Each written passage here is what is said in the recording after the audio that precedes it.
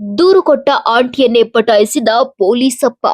ನಾಗರಿಕ ರಕ್ಷಣೆ ಪೊಲೀಸ್ ಇಲಾಖೆ ಕರ್ತವ್ಯ. ಆದ್ರೆ ಓರ್ವ ಪೊಲೀಸ್ ಅಧಿಕಾರಿಯೇ ಪುಟ್ಟ ಸಂಸಾರದಲ್ಲಿ ಮಾಡಬಾರದ ಕೆಲಸ ಮಾಡಿದ್ದಾನೆ. ಕೌಟುಂಬಿಕ ಕಲಹ ಹಿನ್ನೆಲೆ ಪೊಲೀಸ್ ಠಾಣೆ ಮೆಟ್ಟಿಲೇರಿದ ವಿವಾಹಿತ ಮಹಿಳೆಯ ಸಂಸಾರ ಹಾಳು ಮಾಡಿರುವ ಆರೋಪ ಕೇಳಿಬಂದಿದೆ. ಭೀಮಾಶಂಕರ ಹೋಳ್ಕರ ಎಂಬುವವರದ್ದು ಪುಟ್ಟ ಸಂಸಾರ. ತಾಯಿ, ಪತ್ನಿ, ಇಬ್ಬರು ಪುಟ್ಟ ಮಕ್ಕಳು. ತಾನಾಯ್ತು ತನ್ನ ಕೆಲಸವಾಯ್ತು ಅಂದ್ಕೊಂಡಿದ್ರು. ಇದೀಗ ಸಂಸಾರದ ಸಮಸ್ಯೆಯಿಂದ ದಿಕ್ಕೆಟ್ಟು ಹೋಗಿದ್ದಾರೆ.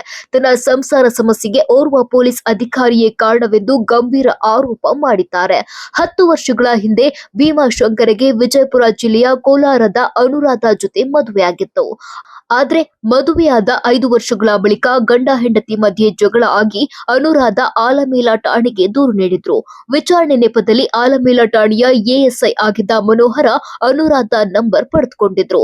ಇದೇ ನೆಪದಲ್ಲಿ ಅನುರಾಧ ಹಾಗೂ ಪೊಲೀಸ್ ಅಧಿಕಾರಿ ಮನೋಹರ್ ಮಧ್ಯೆ ಮಾತಿನ ಸಲುಗೆ ಮುಂದೆ ಅನೈತಿಕ ಸಂಬಂಧಕ್ಕೆ ತಿರುಗಿತ್ತಂತೆ. ಅನು ಜೊತೆ ಪತಿ ಭೀಮಾಶಂಕರ ಬೆಂಗಳೂರಿಗೆ ಬಂದಿದ್ದ. ಆಗ್ಲೂ ಕುಂಬಳಗೋಡು ಠಾಣೆಗೆ ದೂರು ಕೊಡಲಾಗಿತ್ತಂತೆ. ಇದರ ಹಿಂದೆ ಪೊಲೀಸ್ ಅಧಿಕಾರಿ ಮನೋಹರ್ ಇದ್ದಾರೆಂಬ ವಿಚಾರ ಭೀಮಾಶಂಕರ್ಗೆ ಗೊತ್ತಾಗಿದೆ. ಯಾವಾಗ ಪತ್ನಿ ಅನುರಾಧ ಹಾಗೂ ಪೊಲೀಸ್ ಅಧಿಕಾರಿಯ ಅನೈಕ ಸಂಬಂಧ ಭೀಮಾಶಂಕರ್ಗೆ ಗೊತ್ತಾಯ್ತೋ ಆಗ ಇಬ್ಬರು ಮಕ್ಕಳನ್ನ ಆಕೆಯ ಬಳಿಯೇ ಬಿಟ್ಟು ತನ್ನೂರಿಗೆ ಬಂದಿದ್ದ.